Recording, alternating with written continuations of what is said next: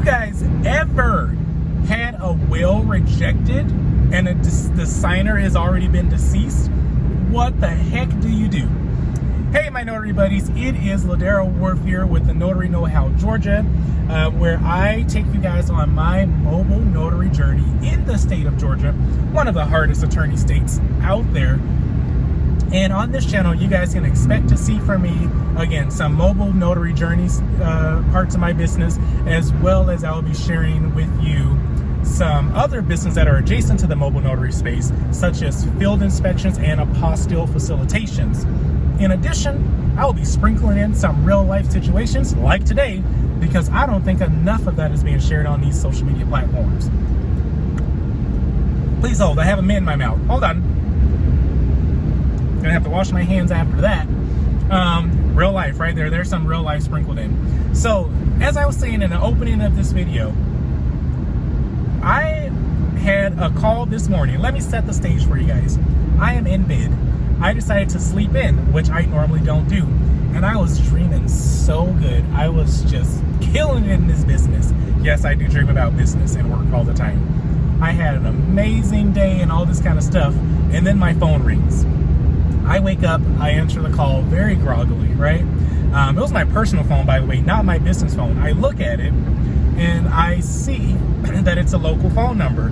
On my personal phone, again, I moved from Georgia, from Utah, if you guys don't know.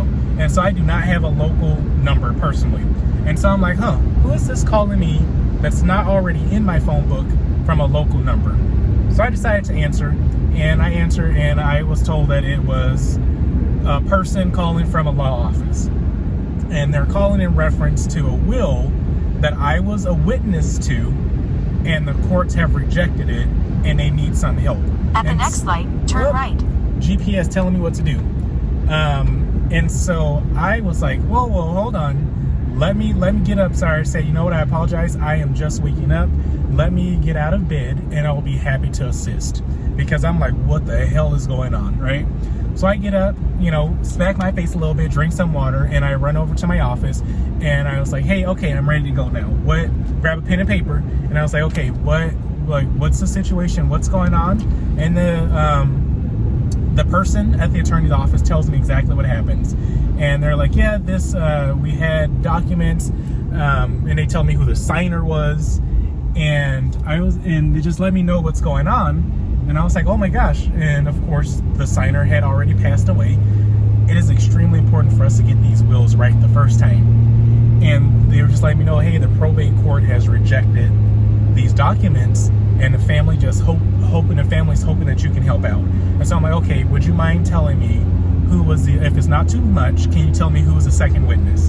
And they told me, drew a blank. I'm like, well, it's not one of my notary buddies. And I was like, can you tell me who was the notary on it? And they tell me who the notary was, and I immediately knew who this person was, right? And I'm like, okay, yes. It's like, I am happy to assist, because the notary on this was one of my fellow notary buddies. And if you give me a little bit more information, I can look it up in my records, and I can provide as much information as I need. And so we just continue to talk a little bit more. I'm not going to share too much about it, because again, this is a personal information here. But then I was trying to recall. I'm like, I have no idea who this is. This is why we write everything down. And you guys know I'm moving, and so all my crap is packed. Like, all my office stuff is packed, and so I couldn't flip through my journal, or again, I wasn't a notary, but I couldn't at least flip through it and take notes on, because there's a journal that I do keep when I am a witness. If I remember to fill it out, let's be for real. But I didn't have any of that with me, so I didn't have any of that to flip through. So I was like, you know what, just email me the information. And they're like, hey, it will be a form. They told me what the form was. I cannot say the name of it. It's an interrogatory or something like that, to witness of a will. It sounds like I'm being interrogated. That's what it sounded like. I'm like, if you can email me all the information so I can see it in writing and I can read it, I will be happy to help you out. She's like, perfect, what's your email? We exchanged my email address, and she's like, the only thing is we need all wet signatures for it to be accepted. Georgia, of course, will not accept any digital signatures. I was like, understood. And the form needs to be notarized. I'm like, she asked me if I can figure that out, and I'm saying, absolutely. I have notary buddies. I am a notary as well. And after I told her that, she was completely, you can just hear all the stress just drain out of her voice. And she was like, yeah. I was like, yep, I'll get it taken care of. I'm a notary as well. I'll get this taken care of. Just send me all the documents and the information. She's like, also, I will include the will. And I was like, can you tell me what the reason was that the courts rejected it? She's like, I don't know yet, but as soon as I know, you will know. After letting her know that I'm a notary, and this is the kind of stuff I specialize in, and I will get it corrected to the best of my ability, she was willing to send me whatever I needed to make sure we get it taken care of, which was amazing because, again, I was not the notary on this. So got off the phone with her, and guess what I did? I immediately called the notary that was a notary, and I'm like, did you know that this is a possibility? This is what happened. The courts rejected it, blah, blah, blah. I started spilling all the tea. And I was like, I don't know too much yet, but as soon as I get all the information, I'll let you know. And before I hung up, I got an email from the law office because the court had responded to them. And you guys, this is months. Like, this happened months. This happened last August. And so the guy had already passed, like I said. And so the courts finally responded saying, hey, this is why it was rejected, blah, blah, blah. And you will not believe the reasoning. The reason that it was rejected was the courts stated that there is no evidence or proof that the witnesses on the document were over the age of 14 and over. Because in Georgia, I don't know about anywhere else, but I told you guys, I'm only focusing on Georgia because I know my laws. And if I don't know them, I'm going to find them out.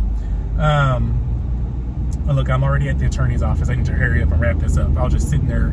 Is their parking lot big enough? Yeah, I'll just sit in their parking lot and talk to you guys.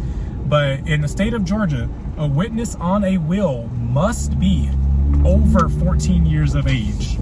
And so the court said there was nothing in the document that stated that that was the case. And I was like, there's nothing in any of the documents, to my knowledge, that state that. And I've done my will. I've done a Georgia will and all that kind of stuff. And I don't believe, from my recollection, there's anywhere in there that it states that the witnesses signing is over the age of 8 or 14. And I could be wrong. So I will double check mine. But yeah, that's why they rejected it, because there was nothing in the document. Sorry, let me fix my camera. It's a little bit crooked after hitting the bumps and stuff. There's nothing in a document that stated that the witnesses were over the age of 14. And so they sent me this form. I don't know, I'm not driving anymore. I will probably do another training specifically on this because I can't show you guys the form right now. Even though I'm looking at it, I still can't see it. But essentially, it's a form that asked me that as a witness, because I even asked, I was like, hey, are you not able to get a hold of the other witness? Because I was a second witness. And they're like, yeah, for that reason, we're not getting a hold of them, and a family would really love to get this resolved. I'm like, okay. Because this, after, remembering this situation and everything, the family provided their own first witness, and I was provided by my notary buddy as a second witness. And I even asked, I was like, hey, why did you not contact the notary to verify this information? Because let me tell you guys this, in the state of Georgia, we are not required to keep a notary journey. So generally, a notary will just look at the ID and be like, okay, this is you and it's good, and just carry on. But us as best practices, all me and my notary buddies, the ones that I do business with, we do keep a journal. We do keep that. We get whatever form of ID. We know where we signed it, the date, the time, the form of ID that was presented, and the information off of that ID, such as their date of birth, the date of issuance, the date of the expiry date. We get all of that stuff, right? So we know. And so since that is not a standard practice or a required practice here in the state of Georgia, there was no thoughts to go to the notary first. And so they decided to go the witness route. And essentially this is a document for me attesting, stating that yes, I was a witness. And then there's 10 questions. I'll read you guys the questions real quick. So the questions were, did you sign the purported will as a witness? The answer was yes. Did you witness this document at the request of the decedent? Yes, I did. Did you witness this document in the presence of the decedent? Yes, I did. At the time of the witnessing of the document being signed, or document being signed, were you at least 14 years of age? Yes, that was the biggest problem. That's why the courts rejected this will.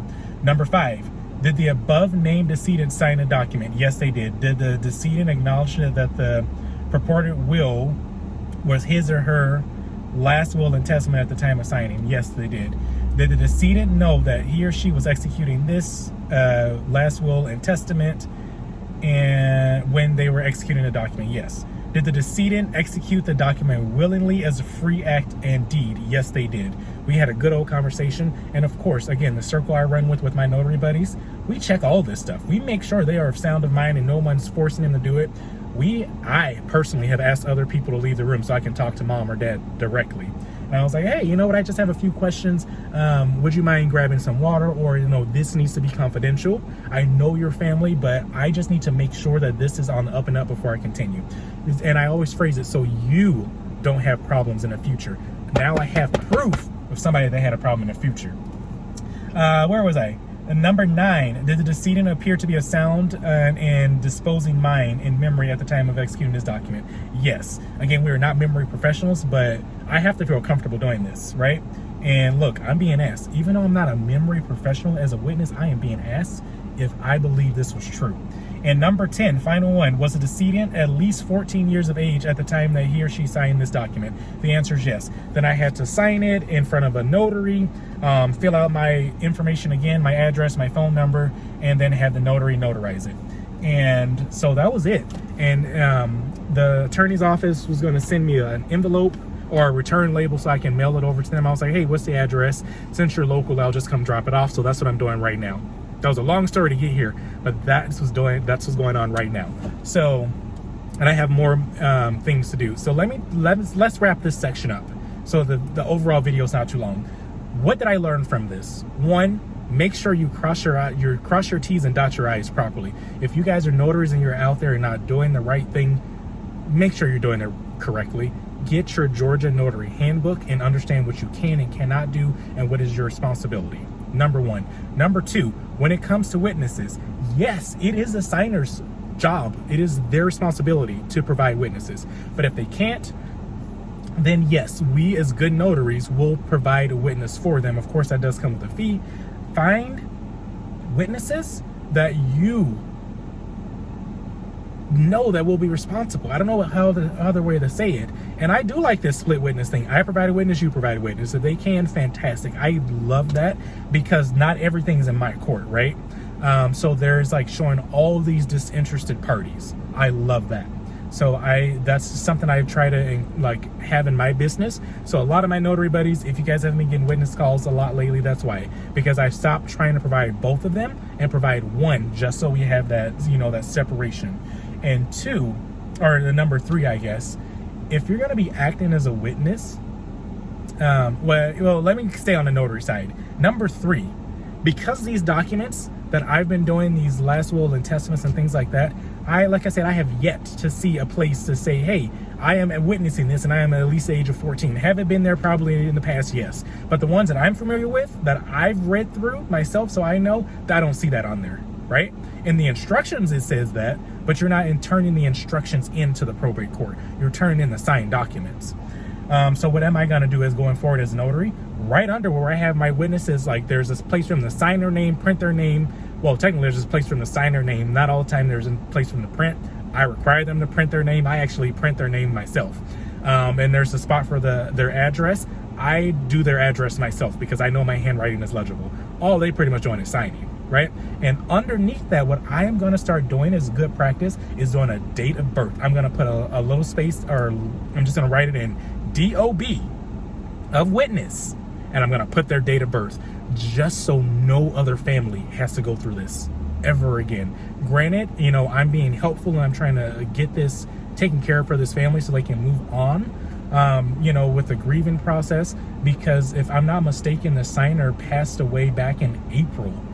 And I don't know why. I mean, I'm just hearing about it today because the courts rejected it just recently. And so the attorney, the law office, they're trying to go down the list. And I'm apparently the only witness that responded. I'm like, yeah, I'll take care of it for you. So that's what I'm going to do on my notary end. Start just wrapping it up here because I need to get inside. But I'm going to start including the date of birth. You guys let me know if that's something you're going to do, or if it's a good idea, or if your documents that you see already have that on it. Because the ones I see, they don't. And so if you guys are going to be a witness for people, especially my notary buddies, make sure you're reachable. Don't get nervous. Don't get scared.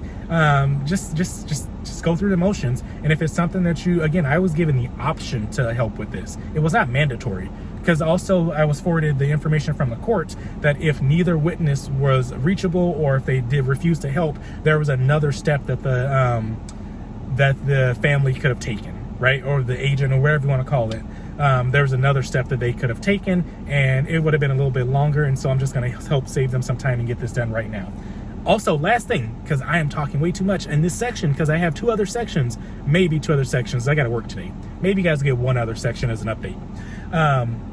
I'm using this opportunity to market. So let me put my mint back in my mouth. Sorry about this, guys. Oh, look, one of my debit cards, one that I was missing. And let me just wipe my fingers on these baby wipes that I have in the car real quick. I'm going to be using this as a marketing opportunity because why not? Why not? Let's hand sanitize. Even though it's my slobber, it's still gross if somebody else touches my hand, right?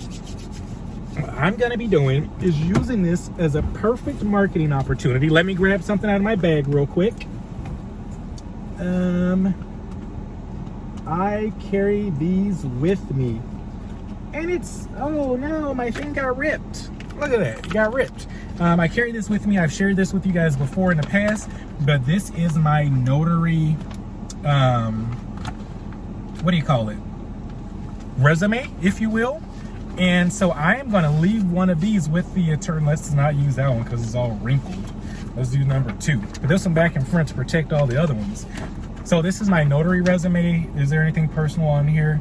I need to update this because my office being moved. But again, it's an about me, so it's a legit resume. And also in here, here's my notary appointment, right, for the state of Georgia. So my certificate, my notary certificate, I have my errors and omissions insurance in here. Also, I have my background check in here. And I also have a, what is this called? Oh my gosh, my brain is not working. W-9 form. I have a W-9 form in here as well for payment. I'm gonna give it all to them. They may never call me, but guess what? I have my blue folder. I normally use these for apostilles, but this is all I have on me right now. Let me take this extra copy out because we don't need that. I'm gonna put my notary resume in here, and there's also a space for business cards. Let me grab that. Grab 2 of them because I have front and back business cards. And I'm just gonna put it in these little pockets right here. There's a little holder on the pockets, and I'm gonna use this to market to them, let them know, hey, if you have any other clients that are in these are the areas I serve. Because again, this situation, the client called a notary, which was my notary buddy, and I went out to be a witness. So I know they have clients that do that, right? And so I'm just gonna let them know that I can be a resource for them, and and I'll be following up. And what's today? Thursday? I'll follow with them on Monday. So I'll make sure I put that on my list to do. And apart from that, since I did not make it to my marketing to the senior citizens assisted living facilities, I'm going to be doing that today because my other half doesn't have to go to work until he doesn't need to leave until 5:30, and so I have much longer time versus him needing to leave at 3. So I have more hours that I can go market in person today. So I will be doing that as after I do this. But anyway, let me go ahead and end this video right now. It's hot in this car, and I'm going to run up in there and get this done, and then I'll let you guys know how the marketing went in the next section. But this is a real long section by itself. So talk to you guys later. Bye, yeah. Okay, notary buddies, we're gonna record a real quick section of this update. And yes, I am walking, so the camera will jiggle. So if y'all are motion sick, don't watch it, just listen to this section. I am over here. I ended up, I think you guys can see that if you're familiar with that. I'm over at the Georgia Gwinnett College campus. Let's go down the ramp. My age is getting, this heat in my age is showing for whatever reason. But I ended up over at the college. I did do some marketing over at the assisted living facilities. And since the college is really close to a few that I go to, I decided to stop over here because I have been getting a few forms from college students or, future students or whatever it is, just getting documents notarized and all that kind of stuff. So I decided to stop in, and I went to the admissions office, and they sent me clear across campus, and I had to park and walk. Y'all, I almost passed out. When I got to the lady's office, I was huffing and puffing, and she was like, sit down, take a breath. I'm like, oh, I will. But anyway, I went over here to see if there was a need for the students, just letting them know, hey, I've been having a few students that found me on Google, and I just wanted to see if you guys already had someone on site, on campus, that will help them out, and if not, I can be a resource. She's like, yeah, we actually have 5 people that became notaries on campus, especially over in the financial aid sector of the buildings, or whatever you call it. But she's like, the problem is, we went ahead and got 5 people commissioned, but they're kind of like not here. There's been multiple scenarios, multiple times where students come in and they need their financial aid documents notarized for whatever reason, and they'll tell them where to go to, or like across the way to another office, and none of them are in. So she's like, oh my gosh, it will be amazing to have a person, and she's like, hey, are you on campus? I'm like, no, I'm not. I'm a mobile notary. I'm just stopping by because I was in a neighborhood. And she's like, okay, well, what I'll do is we'll circulate your cards, and when we have someone that comes in with a request and no one's here, we'll just go ahead and let them know, call you and all this kind of stuff. She's like, well, what do you charge? I did let her know. I was like, hey, you know what? My cost, like my fee is a little bit more. And so that's why I want to call and see if the students had another resource, right? And I told her where it was, right? It's $45, because I'm really close to this campus. And she's like, yeah, when we don't have anybody, we just tell them go over to UPS, like right across the way, because UPS is really close as well. And I was like, well, you know what? They charge $10 to $15, I believe, because they just raised their price. She's like, yeah, that sounds about right.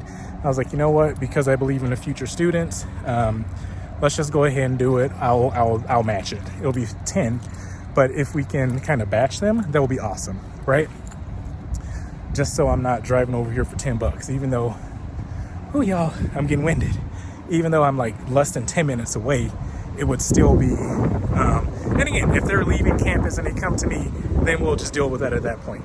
But if I'm coming over here to take care of them in their financial aid office, they're processing them. They can have like 3, 4, 5, 6, 7, 10 people at the same time, and I can just come in and knock them out. And it's a single page, you guys. It's super easy, super simple. They already have to have their ID with them because they're filling out and processing right in the office. So they will have everything I already need, and I'll run in and yeah, maybe 10 back to back, whatever. But that's $100, right? $10 for 10 students. That's $100, and I'm 10 minutes from my house. So that sounds like it may be a good, if it works out, it'll be good. Also, with the other thing, let me give you guys an update on the assisted living facilities. I walked in, I introduced myself again because they've all seen my face, and even one of them said, hey, it's you again. I was like, yep, it's me again. And this time I'm specifically going after I told you guys this already, the lifestyle or the event coordinators. That's who I'm specifically going after. I did not put the sunscreen up in this car, so I thought I was going to the building just right there and in and out. Had to walk clear across campus. But anyway, sorry guys. So I've been connecting to, that's what I've been targeting today, the lifestyle and event coordinators. And I've been, if they're there in person, I've been chatting with them. Ooh, I'm getting sweaty. And if they're not in person, I've been grabbing their cards and just letting the staff to let them know that, hey, I'll be following up with them. And I also gave them my cards, even though they've gotten some. My goal was to give out 10 cards today. Well, I give 10, well, technically it's 20 cards, so I give them out in groups of 2. So it's to give out 10 cards. I just gave these guys 10 alone, but I have 2 more assisted living facilities to go stop at before I end my day and have to switch gears and get ready to go to work. I have 2 more facilities to stop at, so I have 4 more cards sitting on the passenger seat to give out. So I've exceeded my goal today, especially since I gave these guys a lot. Because why have business cards if you just keep them for yourself? Like, they're meant to be given out, so let's give those bad boys out. What else? Yeah, just lifestyle and event coordinator, just who I'm going after, so I can try to coordinate a notary day. And again, the price may go down, like instead of me charging my normal rate, but at the same time, if we can batch those bad boys and I get multiple there, then I'm willing to do that, because then I am giving back to the community, right? That's how they see me. I'm not just here to do a money grab. I'm giving back to the community. So let's go ahead and get over to our last two locations. Let's see who's texting me. Okay, I'll respond to you later, but let's go ahead and get over to our last two locations. This could be the last update for the day. I'm not sure, but if it is, you guys have an amazing, amazing, amazing day. Go out and do it. Do what you love doing. Change people's lives. Yes, we do change lives as notaries. Make things convenient for your clients, and always, always, always keep on pushing, keep on striving, because you matter and what you're doing matters too. I'll talk to you guys later. Bye.